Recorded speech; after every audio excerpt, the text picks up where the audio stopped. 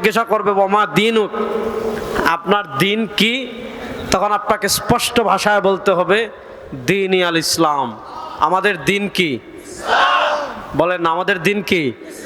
তাহলে বোঝা গেল দিনের প্রশ্নে কোনো মুসলিম কখনো সুশীল হতে পারে, দিনের প্রশ্নে মুসলমান কখনো ধর্ম নিরপেক্ষ হতে পারে না। দেখেন আল্লাহ তাআলা ইসলাম ধর্মের ব্যাপারে বিদায় হজ্জে আয়াত নাজিল করেছেন। সূরা মায়েদার প্রসিদ্ধ আয়াত সবাই জানেন। আল্লাহ তাআলা আমাদের দ্বীনের ব্যাপারে বলেছেন আল ইয়াউমা আকমালতু লাকুম দীনাকুম ওয়া আতমামতু আলাইকুম নি'মাতি ওয়া রাদিতু লাকুমুল ইসলামা দীনা। আল্লাহ তাআলা বলেন আল ইয়াউমা আকমালতু লাকুম দীনাকুম, আজ আমি তোমাদের জন্য তোমাদের দিনকে পরিপূর্ণ করে দিয়েছি। খুব মনোযোগ দিয়ে পয়েন্ট বুঝবেন। আজ আমি তোমাদের জন্য তোমাদের দিনকে পরিপূর্ণ করে দিয়েছি। আল্লাহ তাআলা আমাদের দিন পরিপূর্ণ করার ঘোষণা আল্লাহ দিয়েছেন। এক ইহুদি এসে হযরত ওমর ইবনুল খাত্তাব রাদিয়াল্লাহু তাআলার কাছে বলতেছে, ও ওমর ইবনুল খাত্তাব, আল্লাহ তাআলা তোমাদেরকে এমন একটা আয়াত দিয়েছেন আল ইয়াউমা আকমালতু লাকুম দীনাকুম, এই আয়াত যদি আল্লাহ তাআলা আমাদের ধর্মে দান করতেন, তাহলে যেই দিন আল্লাহ তাআলা আয়াত নাজিল করেছেন লাত্তাখাস্তু যালিকাল ইয়াউমা ঈদা, তাহলে যেই দিন আল্লাহ তাআলা আয়াত নাজিল করেছেন ওই দিনকে আমরা ঈদ হিসাবে গ্রহণ করতাম। আল্লাহ তাআলা এত দামি, আল্লাহ তাআলা এত গুরুত্বপূর্ণ একটা আয়াত আমাদেরকে দিয়েছেন, যেখানে আল্লাহ তাআলা আমাদেরকে দিন পরিপূর্ণ হওয়ার ঘোষণা দিয়েছেন। এবার পয়েন্ট বুঝেন, আল্লাহ তাআলা দিন পরিপূর্ণ হওয়ার ঘোষণা দিয়েছেন কবে? বিদায় হজ্জে। কবে? সবাই কথা বলেন, কবে? 10ম হিজরিতে। কত হিজরিতে? তাহলে এদিকে আপনি পেলেন 10 বছর, এদিকে পেলেন 13 বছর, 13 আর 10 23, অর্থাৎ আল্লাহর নবী সাল্লাল্লাহু আলাইহি ওয়াসাল্লাম ইন্তেকাল করে দুনিয়া থেকে বিদায় নেওয়ার কিছুদিন আগে আল্লাহর নবী সাল্লাল্লাহু আলাইহি ওয়াসাল্লাম ইন্তেকাল করেছেন 12ই রবিউল আউয়াল। আল্লাহ তাআলা জিলহজ মাসের 10 তারিখে আয়াত নাজিল করেছেন মুহররম সফর রবিউল আউয়াল, মানে নবী করিম সাল্লাল্লাহু আলাইহি ওয়াসাল্লাম দুনিয়া থেকে বিদায় নেওয়ার মাত্র 3 মাস আগে, মনোযোগ, নবী করিম সাল্লাল্লাহু আলাইহি ওয়াসাল্লাম দুনিয়া থেকে বিদায় নেওয়ার মাত্র 2 দিন কম 3 মাস আগে আল্লাহ তাআলা দিন পরিপূর্ণ হওয়ার ঘোষণা দিলেন। এবার আমার সাথে সবাই বলেন আমাদের দিন। সবাই বলেন আমাদের দিন পরিপূর্ণ। বলেন আমাদের দিন। আপনারা বলেন পরিপূর্ণ। আমাদের দিন। সবার মুখ থেকে আওয়াজ চাই আমাদের দিন। সবার মুখ থেকে আওয়াজ চাই আমাদের দিন। আমাদের দিন। আল্লাহ তাআলা আমাদেরকে পরিপূর্ণ দিন একদিক থেকে দিয়েছেন, একদিক থেকে আল্লাহ তাআলা আমাদেরকে পরিপূর্ণ দিন ইসলাম দিয়েছেন। আল্লাহ তাআলা পবিত্র দিন ইসলাম দিয়ে আল্লাহ তাআলা ঘোষণা করছেন ওয়ামান ইয়াবতাগি গায়রাল ইসলামি দীনান ফালান ইউকবালা মিনহু ওয়ামান ইয়াবতাগি গায়রাল ইসলামি দীনান। ইসলাম আসার পর কেউ যদি ইহুদিবাদকে দিন হিসাবে গ্রহণ করে, ইসলাম আসার পর কেউ যদি খ্রিস্টবাদকে দিন হিসাবে গ্রহণ করে, ইসলাম আসার পর কেউ যদি হিন্দুত্ববাদকে দিন হিসাবে গ্রহণ করে, ইসলাম আসার পর কেউ যদি গণতন্ত্রকে দিন হিসাবে গ্রহণ করে, ইসলাম আসার পর কেউ যদি বাঙালি জাতীয়তাবাদকে দিন হিসাবে গ্রহণ করে, ইসলাম আসার পর কেউ যদি সেকুলারিজম তথা ধর্মনিরপেক্ষতাকে দিন হিসাবে গ্রহণ করে, ইসলাম আসার পর কেউ যদি সোশ্যালিজম তথা সমাজতন্ত্রকে দিন হিসাবে গ্রহণ করে, ফালাই ইউকবাল মিনহু, কোশ্চিনকালেও কবুল করা হবে না, কোশ্চিনকালেও গ্রহণ করা হবে না, কোশ্চিনকালেও গ্যারান্টি পাবে না, আল্লাহর কাছে কখনো কবুল হবে না, আল্লাহর কাছে কখনো গ্রহণ হবে না। ইসলাম আসার পর ইন্না দীন ইনদাল্লাহিল ইসলাম, আল্লাহ তাআলা দিন আমাদেরকে পরিপূর্ণ করে দিয়েছেন। দিন পরিপূর্ণ করে আল্লাহ তাআলা ঘোষণা করেছেন ইন্না দীন ইনদাল্লাহিল ইসলাম, আল্লাহ তাআলার কাছে দিন হলো একমাত্র ইসলাম। আল্লাহ তাআলার কাছে দিন শুধু একমাত্র ইসলামই না, আল্লাহ তাআলা ঘোষণা দিয়েছেন ওয়ামান ইয়াবতাগি গায়রা গায়রাল ইসলামি দীনান ফালান ইউকবালা মিনহু, ইসলাম আসার পর আর কোন তন্ত্র মন্ত্রকে কেউ দিন হিসাবে গ্রহণ করতে পারবে না। ইসলাম আসার পর একমাত্র জীবন বিধান, একমাত্র দিন হানিফের নাম ইসলাম। ইসলামের ডানেও কিছু চলবে না, ইসলামের বামেও কিছু চলবে না, ইসলামের সামনেও কিছু চলবে না, ইসলামের পিছনেও কিছু চলবে না। জাস্ট ওয়ান টু ওয়ান, আমাদের জীবনের একমাত্র জীবন বিধানের নাম ইসলাম।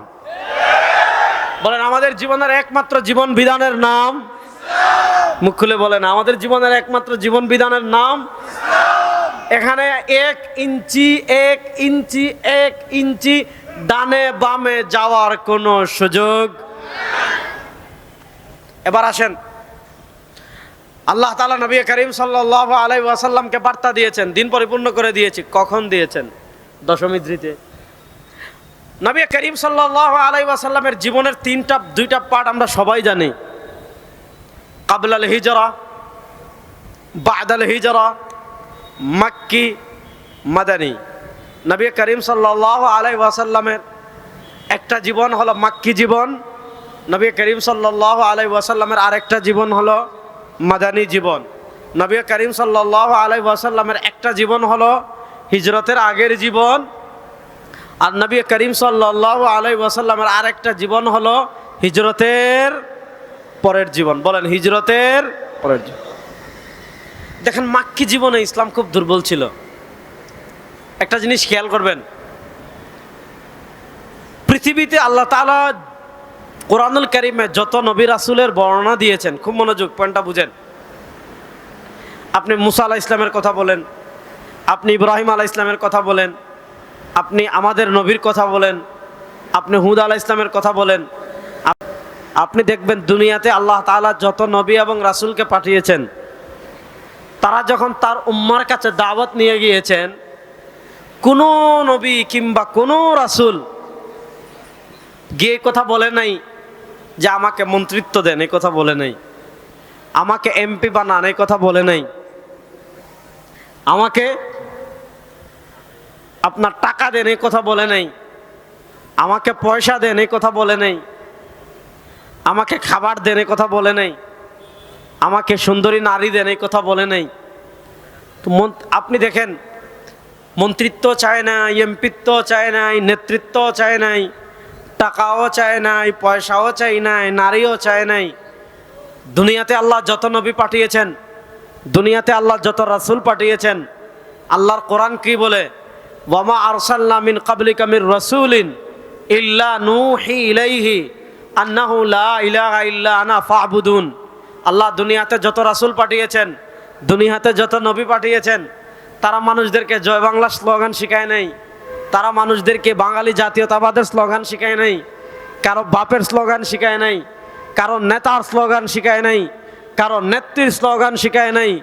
দুনিয়াতে আল্লাহ যত নবী পাঠিয়েছেন, দুনিয়াতে আল্লাহ যত রাসূল পাঠিয়েছেন, সব নবীকে একটা স্লোগান দিয়ে পাঠিয়েছেন, সেটা হলো কি? লা ইলাহা ইল্লাল্লাহ। আরে জোরে বলেন না, সেটা হলো কি? লা ইলাহা ইল্লাল্লাহ। এক সুরে বলেন, সেটা হলো কি? লা ইলাহা ইল্লাল্লাহ। আপনি একটা জিনিস খেয়াল করেন, উনারা টাকাও চাইলেন না, পয়সাও চাইলেন না, নেতৃত্বও চাইলেন না, এমপিত্বও চাইলেন না, মন্ত্রিত্বও চাইলেন না। শুধু একটা কথা বলেছেন, এ দুনিয়ার মানুষ, মূর্তির নামে স্লোগান হতে পারে না, তারকার নামে স্লোগান হতে পারে না, আগুনের নামে স্লোগান হতে পারে না, নেতার নামে স্লোগান হতে পারে না। ইয়া আইয়ুহান নাস কুলু লা ইলাহা ইল্লাল্লাহ তুফলিহুন। যদি দুনিয়া আখিরাতে সফল কাম হতে চাও, স্লোগান হবে একটা, সেটা হবে লা ইলাহা ইল্লাল্লাহ। বলেন না, সেটা হবে কি? লা ইলাহা ইল্লাল্লাহ। আপনি দেখবেন, নবীরা যখন লা ইলাহা ইল্লাল্লাহর দাওয়াত দেওয়া শুরু করেছেন, প্রথম নবীদের প্রতিপক্ষ হয়েছে কারা? রাষ্ট্র। প্রথম নবীদের প্রতিপক্ষ হয়েছে কারা? রাষ্ট্র। মুসা আলাইহিস সালাতু ওয়াস সালাম লা ইলাহা ইল্লাল্লাহর কথা বলেছেন, ফেরাউন তার প্রতিপক্ষ হয়ে গিয়েছে। ইব্রাহিম আলাইহিস সালাম লা ইলাহা ইল্লাল্লাহর কথা বলেছেন, নমরুদ তার প্রতিপক্ষ হয়ে গিয়েছে। রাসূল করিম সাল্লাল্লাহু আলাইহি ওয়াসাল্লাম লা ইলাহা ইল্লাল্লাহর কথা বলেছেন, আবু জাহাল তার প্রতিপক্ষ হয়ে গিয়েছে। হুদ আলাইহিস সালাম লা ইলাহা ইল্লাল্লাহর কথা বলেছেন, তার সম্প্রদায়ের নেতৃত্বশীল যারা, তারা তার প্রতিপক্ষ হয়ে গিয়েছে। কোরআনুল কারীম স্টাডি করলে দেখবেন, নবীরা যখন লা ইলাহা ইল্লাল্লাহর দাওয়াত দেওয়া শুরু করেছেন, প্রথম তাদের প্রতিপক্ষ হয়েছে রাষ্ট্রযন্ত্র ব্যবহার করে, সৈন্য দিয়ে, অস্ত্র দিয়ে জুলুম করে তারা লা ইলাহা ইল্লাল্লাহর মিশনকে থামিয়ে দিতে চেয়েছে। আপনি পৃথিবীর ইতিহাস যদি দেখেন, আপনি মানুষ সভ্যতার ইতিহাস যদি দেখেন, রব্বে কাবার কসম করে বলি, সৈন্য দিয়ে, রাষ্ট্র দিয়ে, অস্ত্র দিয়ে লা ইলাহা ইল্লাল্লাহর মিশন পৃথিবীতে কেউ থামাতে পারে নাই, কিয়ামত পর্যন্ত থামাতে পারবে না। কিয়ামত পর্যন্ত থামাতে পারবে। নবী করিম সাল্লাল্লাহু আলাইহি ওয়াসাল্লাম খুব সাধারণ একটা কথা বলেছেন, ইয়া আইয়ুহান নাস, হে মানুষ সকল, কুলু লা ইলাহা ইল্লাল্লাহ, তোমরা বলো লা ইলাহা ইল্লাল্লাহ তুফলিহুন, দুনিয়াতেও সফল হবে, আখিরাতেও সফল হবে। এই ছোট্ট কথাটা বলার পর পুরো আরবে আগুন লেগে গেছে। কেন আগুন লাগলো? ভাই, তিনি তো বলেন নাই যে আমাকে নেতা বানাও, তিনি তো বলেন নাই আমাকে এমপি বানাও, তিনি তো বলেন নাই আমাকে মন্ত্রী বানাও, তিনি তো বলেন নাই আমাকে পাহাড় পরিমাণ টাকা দাও। আগুন লাগলো কেন শুনেন, শয়তানের গায়ে যেখানেই আল্লাহর নাম, যেখানেই লা ইলাহা ইল্লাল্লাহ বিজয়ী হবে, যেখানে লা ইলাহা ইল্লাল্লাহ প্রতিষ্ঠা হয়ে যাবে, যেখানে লা ইলাহা ইল্লাল্লাহ বুলন্দ হয়ে যাবে, সেখানে আর শয়তানের শাসন চলে না। এজন্য যেখানেই আপনি লা ইলাহা ইল্লাল্লাহকে বিজয়ী করতে চাইবেন, মানুষরূপী শয়তান আছে না নাই? কুল আউযু বিরাব্বিন নাস, মালিকিন নাস, ইলাহিন নাস, মিন শাররিল ওয়াসওয়াসিল খান্নাস, আল্লাযী ইউওয়াসওয়িসু ফি সুদুরিন নাস, মিনাল জিন্নাতি ওয়ান নাস। আল্লাহ তাআলা পবিত্র কোরআনে বলেছেন, একদল আছে এরা মানুষ শয়তান। আপনাদেরকে স্পষ্ট ভাষায় বলে, ইন্নী জাইলুন ফিল আরদি খলিফা, আল্লাহ তাআলা আমাদেরকে পৃথিবীতে তার প্রতিনিধি বানিয়ে পাঠিয়েছেন। দুনিয়াতে আমরা কারো বাপের প্রতিনিধি হয়ে আসি নাই, কারো নেতার প্রতিনিধি হয়ে আসি নাই, কারো নেত্রীর প্রতিনিধি হয়ে আসি নাই, কারো বাপের প্রতিনিধি হয়ে আসি নাই, ভারতের প্রতিনিধি হয়ে আসি নাই, আমেরিকার প্রতিনিধি হয়ে আসি নাই, চীনের প্রতিনিধি হয়ে আসি নাই। দুনিয়াতে আল্লাহ আমাদেরকে পাঠিয়েছেন আল্লাহর প্রতিনিধি হিসাবে। আমরা দুনিয়াতে এসেছি আল্লাহর প্রতিনিধি হয়ে। সুতরাং আমরা জমিনে বাস করব, আমরা জমিনে চলবো, আমরা জমিনে রাজনীতি করব আল্লাহর জমিনে, আল্লাহর দিনকে বিজয় করার জন্য, কারো বাপের বিধানকে বিজয় করার জন্য না।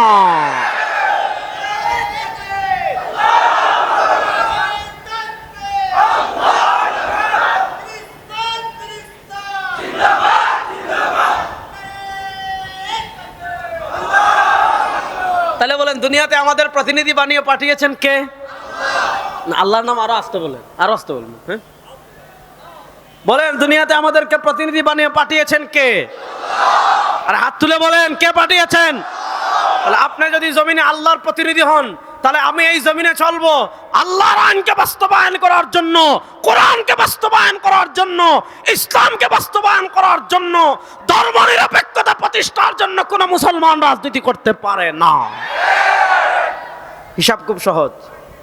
নবী করিম সাল্লাল্লাহু আলাইহি ওয়াসাল্লাম পড়েন না, সাল্লাল্লাহু, মাক্কি জীবন 13 বছরের জীবন। ওরে সুবহানাল্লাহ, কত কষ্ট করেছেন আমাদের নবী, পাতা খেয়েছেন সাহাবারা, কত কষ্ট করেছেন। কাফেররা লোভ দিয়েছে। আজকে তো আমাদের অবস্থা, আমরা 1-2টা সিট পেলে আমরা আদর্শ বিক্রি করে দেই। আজকে আমাদের অবস্থা, আমরা 1 কাপ চা খেলে ইসলামের কথা বলে যাই। এই ইসলামের আদর্শ কখনো 1-2টা সিটের কাছে বিক্রি হতে পারে না। ইসলামী রাজনীতি যারা করেন, তারা কখনো ইসলামের পক্ষে যারা কাজ করেন, তারা কখনো 1-2 চা খাওয়ার জন্য, একটা 1000 টাকার নোটের জন্য, একটা 100 টাকার নোটের জন্য নিজের আদর্শ বিক্রি করে দিতে পারে না। ঠিক না বেঠিক? মক্কার কাফেরেরা দেখে, কিরে এরা এমন কোন ছোঁয়া পেল? মনোযোগ। দেখা যায় কাফেরদের উপর, কাফেররা সাহাবা ইকরামের উপর জুলুম করে, কাফেররা সাহাবা ইকরামের উপর অত্যাচার করে, কাফেররা সাহাবা ইকরামের উপর অত্যাচারের স্টিম রুলার চালায়। মক্কার কাফেররা দেখে, কিরে এরা এমন কোন জীবন কাঠি পেল, এরা এমন কোন শক্তি পেল, যত জুলুম করি এদের ইমানের পাওয়ার তত বাড়ে। সুবহানাল্লাহ বলেন। কিপটামি না করে জুড়ে বলেন না। তারা দেখে সাহাবা ইকরামের উপর যত জুলুম করে, সাহাবা ইকরামের ইমানের পাওয়ার তত বাড়ে। সর্বশেষ সিদ্ধান্ত নিল, যে আর কিছু করব না, এবার ডাইরেক্ট মুহাম্মদ সাল্লাল্লাহু আলাইহি ইসলামকে হত্যা করব। নাউজুবিল্লাহ বলেন। আপনারা জানেন সামনে রবিউল আউয়াল মাস আসছে, সিরাতের মাস। নবী করিম সাল্লাল্লাহু আলাইহি ওয়াসাল্লামকে আল্লাহ তাআলা মদিনায় হিজরতের নির্দেশ দিলেন। নবী করিম সাল্লাল্লাহু আলাইহি ওয়াসাল্লামকে আল্লাহ তাআলা যখন হিজরতের নির্দেশ দিলেন, কখন নির্দেশ দিয়েছেন জানেন? যখন তার ঘর কাফেররা অলরেডি ঘেরাও করে রেখেছে, তাকে হত্যা করার জন্য, তাকে শহীদ করে দেওয়ার জন্য, তাকে দুনিয়া থেকে বিদায় করে দেওয়ার জন্য কাফেররা যখন তার ঘর ঘেরাও করে ফেলেছে, আল্লাহ তাআলা তখন হিজরতের নির্দেশ দিলেন। নবী করিম সাল্লাল্লাহু আলাইহি ওয়াসাল্লাম আলী রাদিয়াল্লাহু তাআলা আনহুকে চাদর মুড়ি দিয়ে বললেন, আলী ঘুমাও। হযরত আলী রাদিয়াল্লাহু তাআলা আনহু আল্লাহ নবী সাল্লাল্লাহু আলাইহি ওয়াসাল্লামের ঘরে, নবী করিম সাল্লাল্লাহু আলাইহি ওয়াসাল্লাম মদিনার উদ্দেশ্যে যাত্রা করলেন। যাত্রার সময় আল্লাহর কাছে কি দোয়া করলেন? মনোযোগ।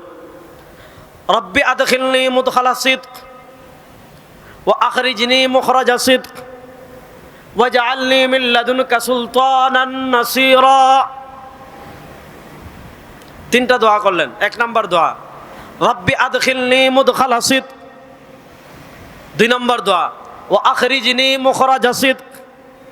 তিন নম্বর দোয়া, ওয়াজআলনি মিন লাদুনকা সুলতানান নাসীরা। বিপদ সংকুল পথে রওনা হয়েছেন। এক নম্বর দোয়া করছেন, আল্লাহ আদখিলনি মুদখালা সিদক, আমাকে শান্তি এবং নিরাপদে মদিনায় প্রবেশ করান। দুই নম্বর দোয়া করেছেন, ওয়া আখরিজনি মুখরাজা সিদক, আল্লাহ আমাকে শান্তিতে এবং নিরাপদে মক্কা থেকে বের করেন। খুবই কমন দোয়া দুইটা।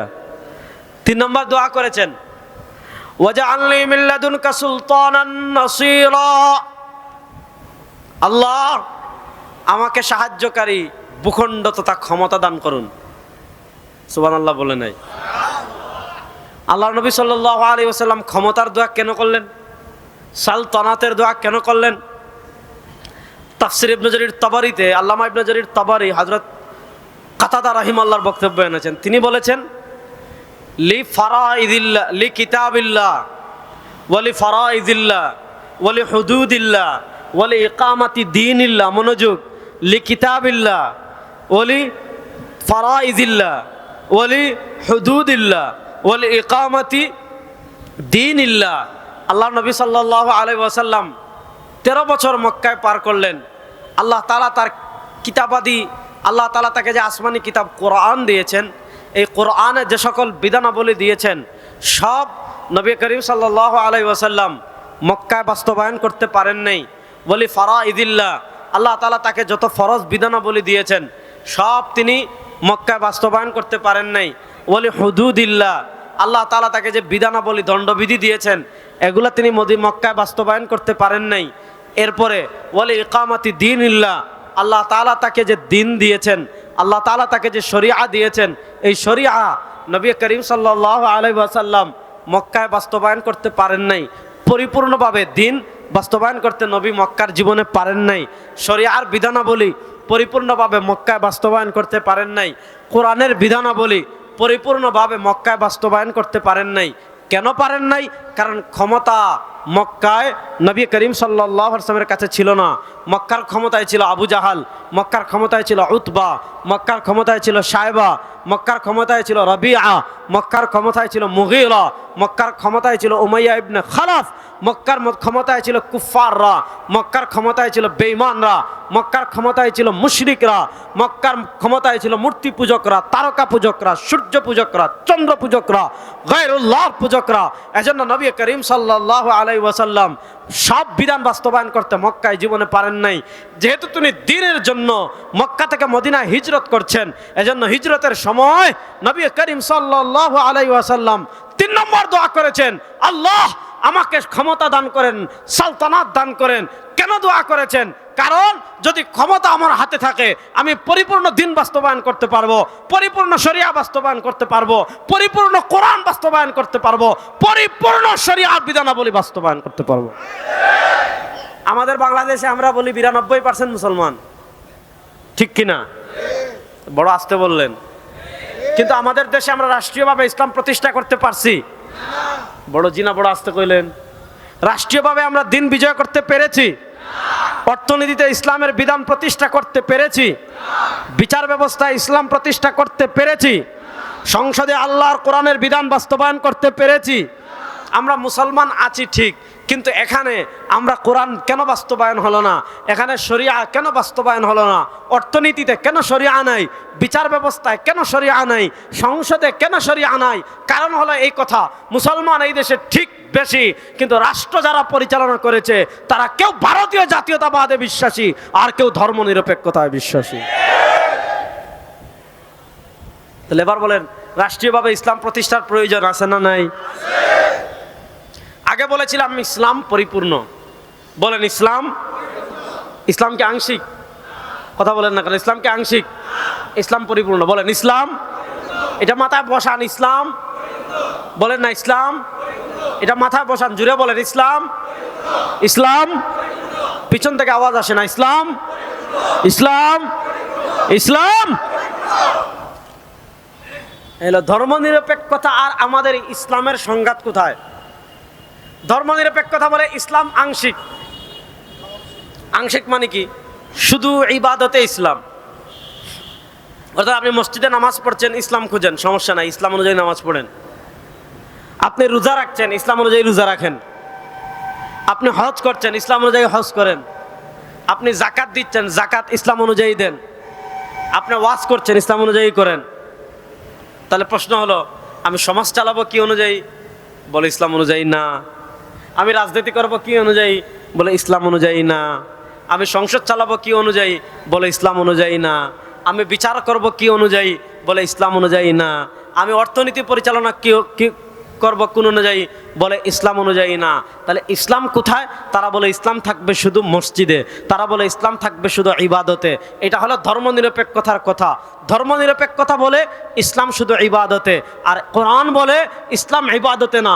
ইবাদতেও যেমন ইসলাম, রাজনীতিতে তেমন ইসলাম, অর্থনীতিতে তেমন ইসলাম, বিচার ব্যবস্থায় তেমন ইসলাম, রাষ্ট্র পরিচালনায় তেমন, বলেন না, রাষ্ট্র পরিচালনায় তেমন। এই হলো ধর্মনিরপেক্ষতা আর আমাদের পার্থক্য। এবার পরের কথায় আসেন। মানুষ অপরাধ করবেই। আমার সাথে বলেন, আমাদের নবী। সবাই জোরে বলেন, আমাদের নবী।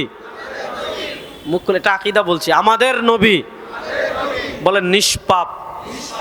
এক নম্বর আগুত্তরে বলেন নিষ্পাপ, জোরে বলেন নিষ্পাপ। দুই নম্বর একটা বলেন নিষ্কলঙ্ক, পুত পবিত্র। তিনটা জিনিস বললাম। আমাদের নবী এক নম্বর, আমাদের নবী।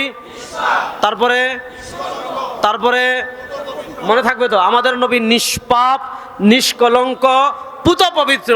তার কোনো ছোট গুনাহ নাই, বড় গুনাহ করার প্রশ্নই আসে। আমরা গুনাহ করি কি করি না? মানুষ খুন গুনাহ কি গুনাহ না? গুনাহ না, না? মানুষ খুন করা গুনাহ কি গুনাহ না? মানুষ খুন করা সবচেয়ে বড় কবিরা গুনাহ। এবং কেউ যদি মানুষ খুন করাকে হালাল মনে করে, তার ঈমান থাকবে না, সে কাফের হয়ে যাবে। মানুষ খুন করা ছোট গুনাহ না বড় গুনাহ? আমাদের সমাজে খুনাখুনি আছে না নাই? গত এক বছরে তো আপনাদের গাজীপুর মাশাআল্লাহ হ্যাটট্রিকের উপরে চলে গেছেন। 3-4 দিন আগে এক সাংবাদিককে দেখলাম জবাই করে ফেলছে। খুন আমাদের দেশে আছে না নাই? ধর্ষণ আমাদের দেশে আছে না নাই? চাঁদাবাজি আমাদের দেশে আছে না নাই? ইফটিজিং আমাদের দেশে আছে না নাই? দুর্নীতি তো নাই। আর রাষ্ট্র বলেন আছে না নাই? দেখেন, আমাদের রাষ্ট্রের মৌলিক সমস্যা দুইটা। আপনি দেখেন 1978 সালে চীনে খাবার ছিল না, এরা দুর্ভিক্ষে পড়ে গেছিল। আজকে মাত্র চীনের 45 বছর পরে আপনি আজকে চীন দেখেন।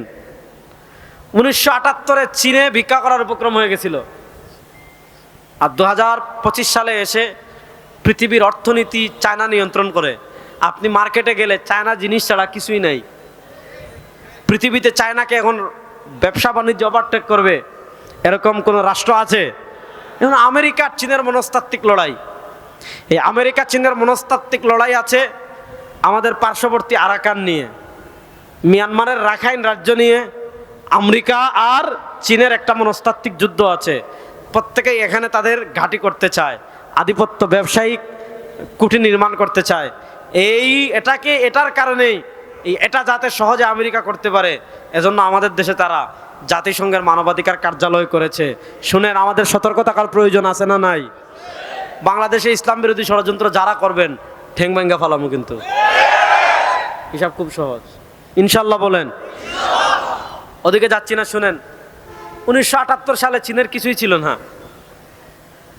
তাহলে আপনি দেখেন তারা 45 বছরে কত দূর গিয়েছে, আর আমরা 1971 থেকে আজকে 54। আমাদের বাংলাদেশ এরকম হয় কেন? কারণ আমাদের বাংলাদেশের রাষ্ট্র কাঠামোর মৌলিক সমস্যা দুইটা। বাংলাদেশের রাষ্ট্র কাঠামোর মৌলিক সমস্যা কয়টা? বলেন আমার সাথে, বাংলাদেশের রাষ্ট্র কাঠামোর মৌলিক সমস্যা কয়টা? একটা হলো অনিয়ম, আর একটা হলো দুর্নীতি। আমাদের দেশে দেখবেন গাড়ি অ্যাক্সিডেন্টের পরে তদন্ত করে দেখা যায় এটার ফিটনেস নেই। ড্রাইভার অ্যাক্সিডেন্ট করার পর দেখা যায় ড্রাইভারের লাইসেন্স এটা ভুয়া, ঠিক আছে। লঞ্চ ডুবে যাওয়ার পর দেখা যায় এটার মেয়াদ নাই। হ্যাঁ, ঔষধ খেয়ে মারা যাওয়ার পর দেখা যায় ডেট ওভার। পণ্য খেয়ে মানুষ মারা যাওয়ার পর দেখা যায় এটা কেমিক্যাল মিশানো। তাহলে প্রশ্ন হলো, এত অনিয়ম আমাদের দেশে, এত অনিয়মের বাইরে আমাদের দেশে কোনো জিনিস কল্পনা করা এটা মনে হয় কবিরা গুনাহ পর্যায়ে চলে গিয়েছে। আমাদের দেশে মানুষ এত অনিয়ম করার সাহস কেমনে করে? আর একটা আমাদের রাষ্ট্র কাঠামোর একটা মৌলিক সমস্যা হলো অনিয়ম, আর আমাদের বাংলাদেশের রাষ্ট্র কাঠামোর আরেকটা মৌলিক সমস্যা হলো দুর্নীতি। আপনারা ঠিক বললেও ঠিক, না বললেও ঠিক। পৃথিবীতে কোন রাষ্ট্রে আপনি চিন্তা করেন দুর্নীতি কোন পরিমাণ গেলে এক সালমান এফ রহমান 57,000 কোটি টাকা। এক মন্ত্রী বের হয়েছে, তার লন্ডনে 200 কতটা বাড়ি। এক সালমান এফ রহমান, সে 57,000 কোটি টাকা কেমনে পাচার করা সম্ভব হলো? কারণ আমাদের দেশে দুর্নীতি একদম ছোট থেকে, 1 পয়সা থেকে, 1 টাকা থেকে, 2 টাকা থেকে, 3 টাকা থেকে, 4 টাকা থেকে, 5 টাকা থেকে, 10 টাকা থেকে, 100 টাকা থেকে 1000 কোটি টাকা স্বাধীনতার পর থেকে নিয়ে এই পর্যন্ত আমাদের দেশে দুর্নীতি আছে না নাই? জোরে বলেন, আমাদের দেশে দুর্নীতি আছে না নাই? প্রশ্ন হলো, আমাদের দেশের রাষ্ট্র কাঠামোর এই মৌলিক দুইটা সমস্যা কেন? কেন আমাদের দেশে অনিয়ম হয়? কেন আমাদের দেশে দুর্নীতি হয়? তার কারণ একটা, আমাদের দেশের রাষ্ট্র কাঠামোর এই যে দুইটা মৌলিক সমস্যা বললাম, যে আমাদের দেশের পদে পদে অনিয়ম হয়, আমাদের দেশে পদে পদে দুর্নীতি হয়। কোন পরিমাণ দুর্নীতি হলে একজন সাবেক স্বৈরাচার প্রধানমন্ত্রী নিজেই বলে যে আমার আমার পিয়ন 450 কোটি টাকার মালিক। এই আমাদের দেশে এত অনিয়ম এবং দুর্নীতির কারণ কি? আমাদের দেশে ন্যায় বিচার নাই। বলেন, আমাদের দেশে ন্যায় বিচার, কথা বলেন না কারণ আমাদের দেশে ন্যায় বিচার, আমাদের দেশে ন্যায় বিচার আছে? যুবকরা বলেন, জেনজি বলেন, আমাদের দেশে ন্যায় বিচার আছে? জোরে বলেন, আমাদের দেশে ন্যায় বিচার আছে? আমাদের দেশে ন্যায় বিচার নাই। বলেন, আমাদের দেশে ন্যায় বিচার, জোরে বলেন, আমাদের দেশে ন্যায় বিচার আছে নাই? দেখেন, আমাদের দেশে যে বিচার ব্যবস্থা আছে এটা ব্রিটিশের দেওয়া। আমাদের দেশের বিচার ব্যবস্থা কার দেওয়া? এবার বলেন, ইসলামে বিচার ব্যবস্থা আছে না নাই? বড় আস্তে বললেন, ইসলামে বিচার ব্যবস্থা আছে না নাই? এবার বুঝেন, ইসলামের বিচার ব্যবস্থা দিয়েছেন আল্লাহ, ইসলামের বিচার ব্যবস্থা দিয়েছেন নবী করিম সাল্লাল্লাহু আলাইহি ওয়াসাল্লাম। একদিকে আল্লাহর বিচার ব্যবস্থা, আরেকদিকে নবী করিম সাল্লাল্লাহু আলাইহি ওয়াসাল্লামের বিচার ব্যবস্থা। এবার বলেন, আল্লাহ এবং তার রাসূলের বিচার ব্যবস্থা মানুষের জন্য কল্যাণকর নাকি ব্রিটিশের বিচার ব্যবস্থা কল্যাণকর? জোরে বলেন, আল্লাহ এবং তার রাসূলের বিচার ব্যবস্থা কল্যাণকর নাকি ব্রিটিশের বিচার ব্যবস্থা কল্যাণকর? দেখেন, ইসলাম পূর্ব জাহিলি যুগে বিচার ব্যবস্থা কেমন ছিল? ইসলাম পূর্ব জাহিলি যুগের বিচার ব্যবস্থার একটা মৌলিক সমস্যা ছিল স্বজনপ্রীতি।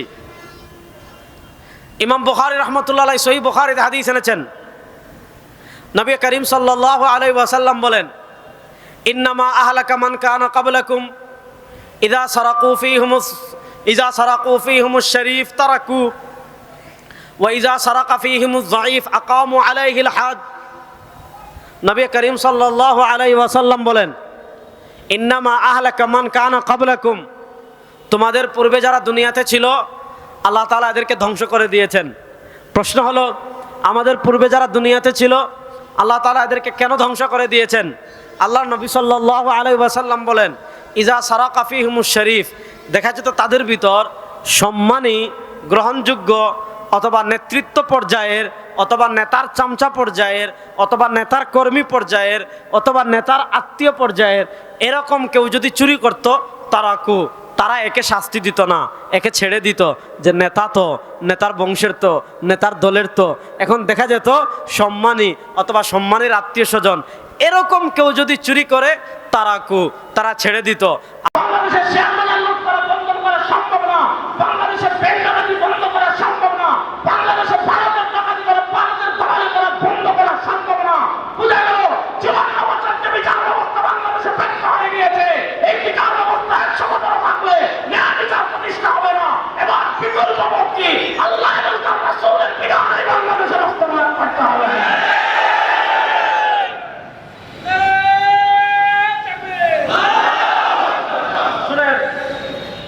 ইসলাম কি বলে?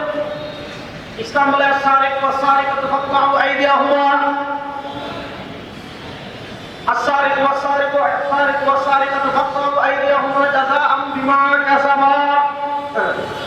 ইসলাম ব্যাংক থেকে টাকা চুরি করবে, শেয়ার বাজার থেকে টাকা চুরি করবে, উন্নয়নের নামের অর্ডার মধ্যে বাস দিয়ে টাকা চুরি করবে, আপনি পুলিশ করবেন এমন ভাবে যে পুলিশ করে যাচ্ছে, পিছন থেকে উঠে যাচ্ছে, টাকা চুরি করবে। ইসলাম বলে খুব সহজ শাসন, একদম সহজ। কি পাক্তা হাত পর্যন্ত কেটে ফেলে। এখন বলেন ইসলাম চুরির কি শাস্তি দিলে হাত কেটে ফেলে দেন? এখন বুঝেন, ইসলাম এই কথা বলে নাই চুরের শাস্তি জেলে বন্দি করেন, 2-3 বছরের পর বের হয়ে যাবে শেষ। আর বাংলাদেশের মানুষের যে অবস্থা, 1-2-3 বছরের পর পিছন ভুলে যায়, ঠিক কিনা? ইসলাম বলে নাই যে লাঠি দিয়ে পিটান, লাঠি দিয়ে পিটিয়েছে, হাড্ডি চুটি ভাঙছে, সিঙ্গাপুর, মালয়েশিয়া, ভারত, চেন্নাইতে গিয়ে চিকিৎসা করে ঠিক করে ফেলবে। ইসলাম বলে যে চুরি করবে। এখন কেউ খিদার জ্বালায় জীবন বাঁচানোর জন্য চুরি করবে, এই ধরনের চুরের কথা বলে। এগুলা ক্যাটাগরি আছে ইসলামে, সেদিকে যাচ্ছি না। রাষ্ট্রে হাজার হাজার কোটি টাকা চুরি করে ফেলছে, প্রিয় নয় 4 কোটি টাকা চুরি করে ফেলছে, ইসলাম বলে কর্তৃ পর্যন্ত হাত কেটে ফেলে ফেলছে। এখন আপনি নেতা হয়ে যদি চুরি করেন, কর্মীরা যখন দেখবে কি আমাদের নেতা সাহেবের দিকে হাতের কর্তৃ পর্যন্ত কাটা, তখন বুঝবে যে নেতা না, এটা কি? কথা বলে না, তখন বলবে এটা নেতা না, এটা কি? আপনি এমপি মন্ত্রী হয়ে চুরি করছেন, এলাকায় আসছেন, আসার পর দেখা যায় সব নেতারাই তো গাড়ি থেকে হাত নোড়ায়, আমাদের নেতা থেকে হাত কেন করে না, এবারে চেক করে দেখা গেল হাত কাটা, তখন কর্মীরা বুঝে ফেলবে এটা তো এমপি মন্ত্রী হতে পারে না, এটা কি? আপনি পিসাব হয়ে চুরি করবেন, মরিদরা যখন থেকে গিয়ে আমাদের পিসাবের থেকে হাত ওঠে, তখন বুঝবে এটা ফির হওয়ার যোগ্য না, এটা কি? অর্থাৎ ইসলাম চুরির এমন শাস্তি দিয়েছে, আপনি যদি বাস্তবায়ন করেন আপনি খবরে যাবেন, কিন্তু আপনার চুরের পরিচয় বুঝতে পারবেন না। আমাদের দেশে এরা ইসলামের বিধান চায় না, কেন জানেন? কারণ তারা তোমার ব্যাংক ডাকাতি করতে চায়, শেয়ার বাজার ডাকাতি করতে চায়, চাষের টাকা বিদেশে চুরি করে নিয়ে যেতে চায়। এদের প্রত্যেকের দেখবেন বিদেশে বেগমপাড়া আছে, বেগমপাড়া এদের বাড়ি আছে, এই জন্য তারা দেশের টাকা বিদেশে চুরি করতে চায়, ব্যাংক ডাকাতি করতে চায়, শেয়ার বাজার ডাকাতি করতে চায়। এজন্য তারা ইসলামের বিধান চায় না, কারণ ইসলামের বিধান যদি বাংলাদেশে বাস্তবায়ন হয়ে যায়, কোন বাপের বেটা, কোন মায়ের ছেলে ব্যাংক ডাকাতি করতে পারবে না, শেয়ার বাজার ডাকাতি করতে পারবে না, রাষ্ট্রের একটা টাকা আর কেউ চুরি করার সাহস করতে পারবে না, ঠিক না বেটি? শুনেন, একটা হলো আমাদের বাংলাদেশে আমরা ইসলামের বিধান বাস্তবায়ন করতে পারছি না, চেষ্টা করব, কিন্তু আপনি যদি সুশীলগিরি মানেন মেয়ে, আপনি ধর্ম নিরপেক্ষ হয়ে গেলেন, আপনি ধর্ম নিরপেক্ষ একটা টকশোতে বসলেন অথবা ফেসবুকে স্ট্যাটাস দিলেন, কি দিলেন যে হাত কাটা একটা মধ্যযুগীয় বর্বরতা, অথবা ইসলামের কোন কোরআনের কোন বিধানকে কটাক্ষ করলেন, অথবা কোরআনের কোন বিধানকে অস্বীকার করলেন, আপনি ফেসবুকে, ইউটিউবে অথবা টকশোতে বসে সুশীলগিরি মানলেন যে ইসলাম যে জন্মবিধি দিয়েছে এটা এখন প্রযুক্তি অনেক এগিয়ে গিয়েছে, এখন মানুষ অনেক আধুনিক হয়ে গিয়েছে, এখন মানুষ অনেক আপডেট হয়ে গিয়েছে, এখন মানুষ বিজ্ঞান চলে এসেছে, এখন মানুষ শিক্ষিত হয়ে গিয়েছে, সুতরাং কোরআনের এই জন্মবিধি এই যুগে চলবে না, এই যুগে এটার কার্যকারিতা নেই। রব্বকে আবার কসম করে বলি, এই কথা বলতে দেরি, আপনি মুরতাদ বেঈমান কাফের হতে দেরি না। আপনি ইসলাম নিয়ে না গরিবের জুলাবাই পেয়েছেন? আপনি কি ইসলামকে গরিবের বউ পাইছেন না? যে জামুন জায়গায় ইসলামে ব্যাখ্যা করবেন। আল্লাহ যে বিধান কোরআনে দিয়েছেন, পৃথিবীর কোন নেতা, পৃথিবীর কোন নেত্রী, পৃথিবীর কোন সুপার পাওয়ারের আল্লাহ বিধানের একটা চুল পরিমাণ বিধান পরিবর্তন করার ক্ষমতা নয়। আল্লাহর বিধান একটা হলো বাস্তবায়ন হবে, আমরা চেষ্টা করব, কিন্তু বিধান পরিবর্তন করার ক্ষমতা কারো। ইসলাম ন্যায় বিচার কতটুকু ন্যায় বিচার করে? ইসলামের বিচারে সজীবী নাই, প্রমাণ কি? মদিনার এক সম্ভ্রান্ত ইহুদি মহিলা চুরি করেছেন। নবী করিম সাল্লাল্লাহু আলাইহি ওয়াসাল্লামের দরবারে মহিলাকে হাজির করা হয়েছে। নবী করিম সাল্লাল্লাহু আলাইহি ওয়াসাল্লামের দরবারে মহিলাকে হাজির করার পর যখন প্রমাণিত হয়ে গেল সে চুরি করেছে, আল্লাহ নবী সাল্লাল্লাহু আলাইহি ওয়াসাল্লাম সমাধান দিলেন, তার হাত কেটে ফেলেন। ইহুদিরা একটা পাটকর চাষ করছে, এই ইহুদিরাকে সামনে এমন পিটানো ভাই, ইনশাআল্লাহ বলা একদম মানুষ পাগলা কুত্তার যেভাবে রাস্তায় দাঁড়িয়ে যায়, সামনে সময় আসতেছে ইনশাআল্লাহ, ইনশাআল্লাহ কর। এই ইসরায়েলি ইহুদি যারা ফিলিস্তিনে আমার ভাইকে শহীদ করেছে, যারা গাজাকে মরুভূমি বানিয়ে দিচ্ছে, যুবকরা প্রস্তুতি নেন, সময় আর বেশি দিন বাকি নয়। আল্লাহ নবী ভবিষ্যৎবাণী করে দিয়েছেন, ইসাবাতান মিন উম্মতি আহরাজাহুমুল্লাহু মিনান নার। আমার উম্মার দুইটা দল এমন আছে, আমার উম্মার দুইটা বাহিনী এমন আছে, এই দুই দল দুই বাহিনীতে যারা যোগ দিবে আল্লাহ তাআলা তাদের উপর জাহান্নামের আগুনকে হারাম করে দিবেন। ইসাবাতুন তাগজু মা'আল মাসিহিদ দাজ্জাল। তাদের বিরুদ্ধে লড়াই হবে, ইহুদিদের বিরুদ্ধে লড়াই হবে। ফিলিস্তিনে যত ফুটা রক্ত ঝরেছে, গাজায় যত ফুটা রক্ত ঝরেছে, রাফায় যত ফুটা রক্ত ঝরেছে, পবিত্র ভূমিতে আমার যত মুসলমান মা বোন এবং আমার ভাই বোনের যত ফুটা রক্ত ঝরেছে, ওই ইহুদিদের পরিচয় আঘাত করে প্রত্যেক ফুটা রক্তের বদলে হবে ইনশাআল্লাহ। প্রস্তুতি নেন, খুব সহজ হিসাব। গত 100 বছর তারা মারছে, 100 বছর আমরা মারব ইনশাআল্লাহ। গত 100 বছর মাইর খাইছি, 100 বছর পিটাবো ইনশাআল্লাহ। গত 100 বছর পৃথিবীতে মুসলমানরা পরাজিত হয়েছে, এই 100 বছর ইসলামের বিজয় পৃথিবীর কোন সুপার পাওয়ার ধরায় রাখতে পারবে না ইনশাআল্লাহ। আফগানিস্তানে আমরা বিজয় লাভ করেছি, সিরিয়ায় আমরা বিজয় লাভ করেছি, আফ্রিকায় আমরা বিজয়ের কাছাকাছি, ইয়ামানে আমরা বিজয়ের কাছাকাছি, তুরস্কে আমরা বিজয়ের কাছাকাছি। এই শতাব্দীতে পুরো পৃথিবীতে আবার ইসলামের জাগরণ হবে, সময় আর বেশি দিন বাকি নয়। আপনারা প্রস্তুতি নেন, এই বাংলাদেশে আমরা ইসলামের পতাকাকে বিজয় করব ইনশাআল্লাহ।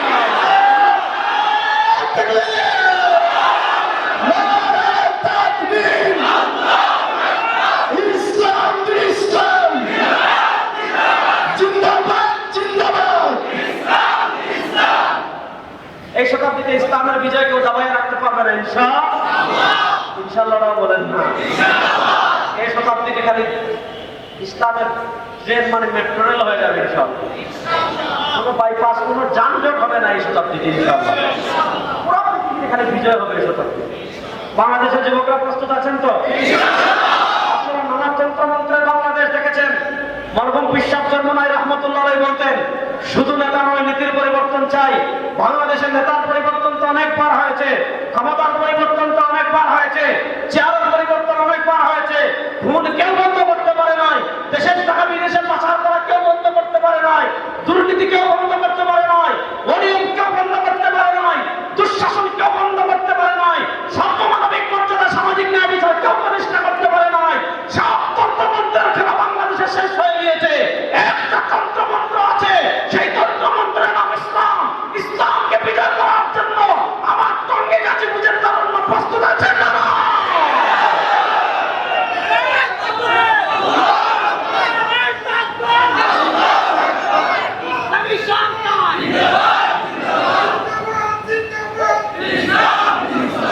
তাহলে বলেন ইসলামের বিচার ব্যবস্থা আছে না নাই? এখন আমাদের মাথায় ঢুকে গেছে ধর্ম। আমরা ইসলাম খুঁজি মসজিদে ইবাদতের সময় অবশ্যই ইবাদতের সময় আপনি সন্তুষ্ট হবেন, কোনো প্রশ্ন নেই। পূজা ফরজ। আমরা ইসলাম খুঁজি দাওয়াত খাওয়ার সময়। আপনি বিয়ে বাড়িতে দাওয়াত খেতে গেছেন, বিয়ে ভরপুর খাসি খাওয়াইছে, ভরপুর কাচ্চি মারছে, ভরপুর সবজি দিছে, ভরপুর খাসির রেজালা দিছে, ব্যয়সাবের খাইয়া এই পর্যন্ত দিয়েছে। এরপর বলতেছে ব্যয়সা খাবার তো হজম হচ্ছে না, খাবারের পর মিষ্টি খাওয়ার সুন্নত। খাবারের পর কি খাওয়ার সুন্নত? আপনি খাবারে যেমন ইসলাম খুঁজেন, আপনি নামাজে যেমন ইসলাম খুঁজেন, আপনি রোজায় যেমন ইসলাম খুঁজেন, আপনার বিচার ব্যবস্থায় ইসলাম খোঁজার প্রয়োজন আছে না না? আপনি অর্থনীতিতে ইসলাম খোঁজার প্রয়োজন আছে না না? আপনি রাষ্ট্র পরিচালনায় ইসলাম খোঁজার প্রয়োজন আছে না না?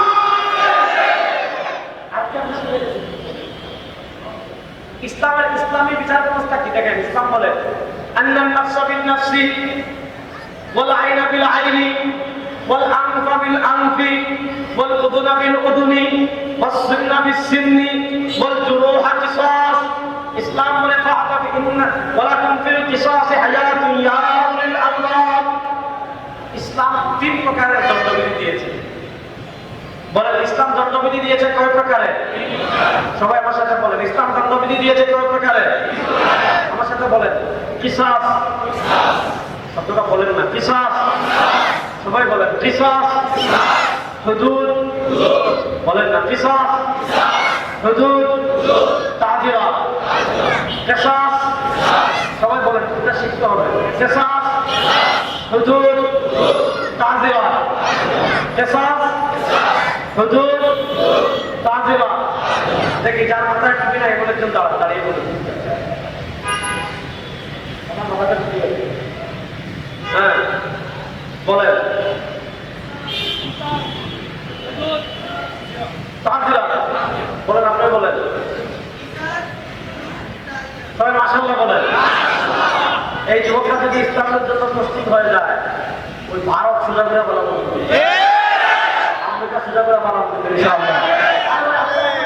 যে জাতি পাথর নিয়ে ট্যাঙ্কের বিরুদ্ধে দাঁড়িয়ে যায়, যে জাতি সামান্য কঙ্কর নিয়ে ড্রোনের বিরুদ্ধে দাঁড়িয়ে যায়, ওই জাতি ভারতকে ড্রোনের টাইম আছে? আমরা ভারতের আধিপত্যবাদ এই বাংলাদেশে আর চলতে দেবো না ইনশাআল্লাহ। এই বাংলাদেশে দিল্লির গোলামি আর চলতে দেওয়া হবে না ইনশাআল্লাহ। এই বাংলাদেশে ভারতের গোলামি যারা করবেন তাদের বিরুদ্ধে আবার লড়াই করার জন্য প্রস্তুত আছেন না?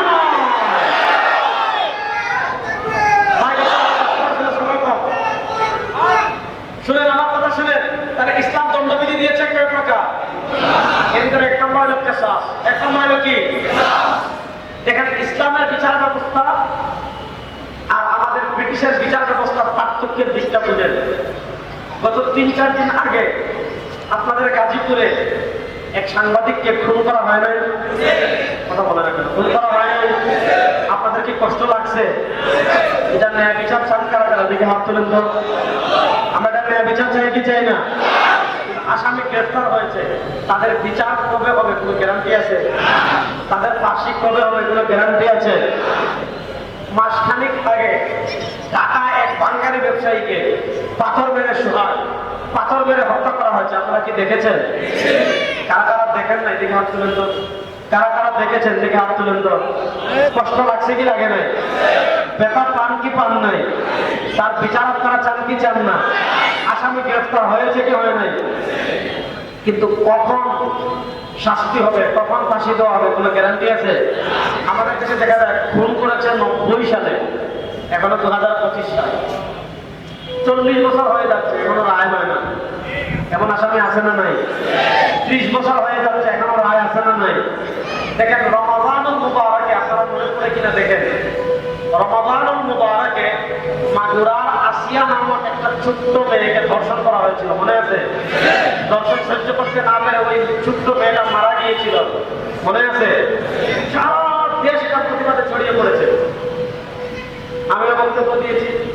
আমাদের জাতীয় ওলামা শাখা ইমাম পরিষদে যার বিরুদ্ধে মানববন্ধন করেছে, শায়খা চরমনায়, ইরশাদ চরমনায় ওনারা বক্তব্য দিয়েছেন, মওলানা মাহমুদুল হক বক্তব্য দিয়েছেন, আমাদের ডাক্তার শফিকুর রহমান সাহেব তিনিও বক্তব্য দিয়েছেন। বিএনপির মির্জা ফখরুল ইসলাম আলমগীর তিনিও বক্তব্য দিয়েছেন, প্রধান উপদেষ্টা ডক্টর মোহাম্মদ ইউনূস সাহেব তিনিও বক্তব্য দিয়েছেন, সবাই বক্তব্য দিয়েছেন। আসামি গ্রেফতার হলো, বিচার হয়েছে, ফাঁসি হয়েছে, কবে হবে কোনো নিশ্চয়তা আছে? এটা হলো ব্রিটিশ বিচার ব্যবস্থার একটা দুর্গতি। এখানে বিচার বাস্তবায়ন হতে 40 বছর লেগে যায়, 30 বছর লেগে যায়। এর বিপরীতে ইসলাম, যদি ইসলাম থাকতো তাহলে গাজীপুরে যারা খুন করেছে পয়েন্ট, যদি ইসলাম থাকতো পয়েন্ট, মনোযোগ যুবকরা জেনজি ভালো করে শুনেন, যদি ইসলাম থাকতো তাহলে গাজীপুরে যারা সাংবাদিককে খুন করেছে প্রমাণ হওয়ার সাথে সাথে আর কোনো আপিল নাই, আর কোনো হাইকোর্ট নাই, আর কোনো সুপ্রিম কোর্ট নাই, গাজীপুর চৌরাস্তায় সব মানুষের সামনে পরের দিনই, অর্থাৎ তারা রাত্রে মারছে, সকালে প্রমাণ হয়েছে, পরের দিনই বিচারায় হয় দিয়ত দিতে হলে তার যদি তার আত্মীয় স্বজন মানে তাহলে দিয়তের দিকে দিয়ত দিতে গেলে আগে বছর আর না হয় ওই চৌরাস্তায় পরের দিন সকালে সারা মানুষের সামনে প্রকাশ্যে তাকে ফাঁসি দেওয়া হবে। ওই যে ব্যক্তি পাঁচজনকে হত্যা করেছে প্রমাণিত হওয়ার পর ওই জায়গায় নিয়ে মানুষের সামনে তাকে হত্যা করা হবে। যদি খুন করার পরপরই সাথে সাথে শাস্তি কার্যকর হয়, এরপরে আরেকজন খুন করার আগে তার জীবনের চিন্তা করবে কি করবে না?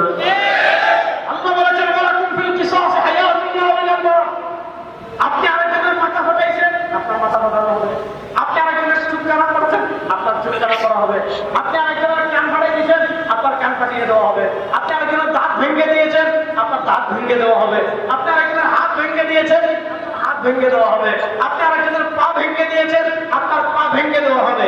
এই হাত ভাঙতে, পা ভাঙতে, আপনাকে শাস্তি দিতে ইসলাম বলে লেনদি না, বরং প্রমাণ হওয়ার সাথে সাথে ওই সাক্ষীর মাধ্যমে প্রমাণ হবে অথবা স্বীকারোক্তির মাধ্যমে প্রমাণ হবে।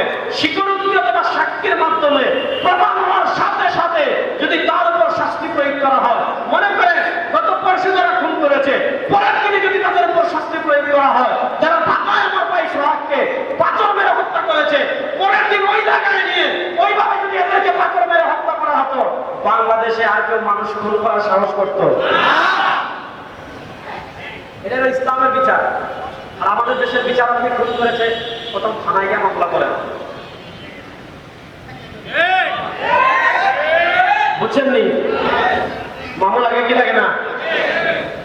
কত আওয়ামী লীগের আমরা দেখা যায় আওয়ামী লীগের কর্মীদের বিরুদ্ধে মামলা করবেন, উল্টা আপনারা আলাদা চেষ্টা করবেন, ঠিক না বেটি? এবার যান উকিলের কাছে, লাগে কি লাগে না? এবার শুনানির তারিখ, এক শুনানি গেল, আরেক শুনানি, আরেক শুনানি গেল, আরেক শুনানি। এবার দেখা যায় 3-4 মাস 5 মাস পরে একটা শুনানি আসে, মামলা লাগে। শুনানি করতে করতে করতে করতে 1 বছর যায়, 2 বছর যায়, 3 বছর যায়, 4 বছর যায়, 5 বছর যায়।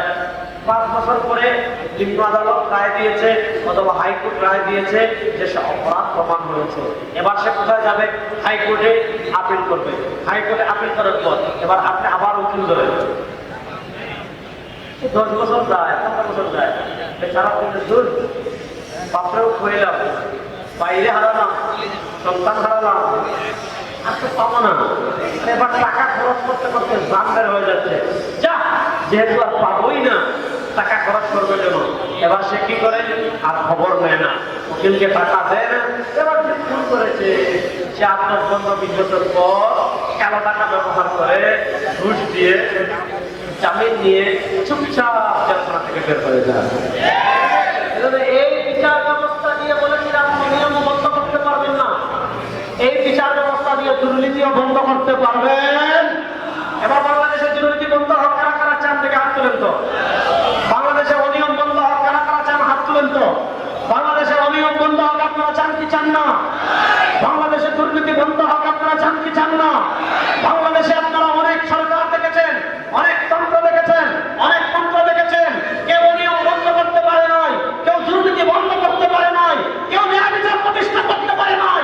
সব তন্ত্রমন্ত্রের খেলা বাংলাদেশে শেষ হয়ে গিয়েছে। এবার ইসলামের বাংলাদেশ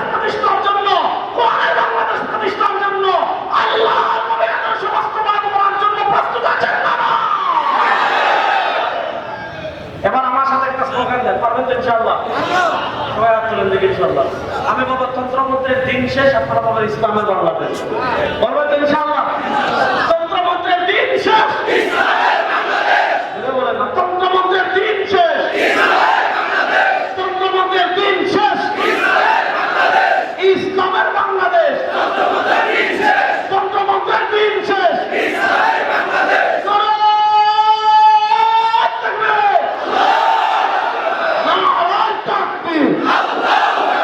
আমরা সবাই রাসূল সেনা, ভয় করি না বুলেট বোমা, তোমার নেতা আমার নেতা, তন্ত্রমন্ত্রের দিন শেষ, তন্ত্রমন্ত্রের দিন শেষ। আল্লাহ ইসলামের বাংলাদেশের পক্ষে আমাদের সবাইকে কবুল করুন। আবার দেখা হবে। আসসালামু আলাইকুম ওয়া রাহমাতুল্লাহ। জাযাকুমুল্লাহু আহসানাল জাযা। আল্লাহ পাক রব্বুল আলামিন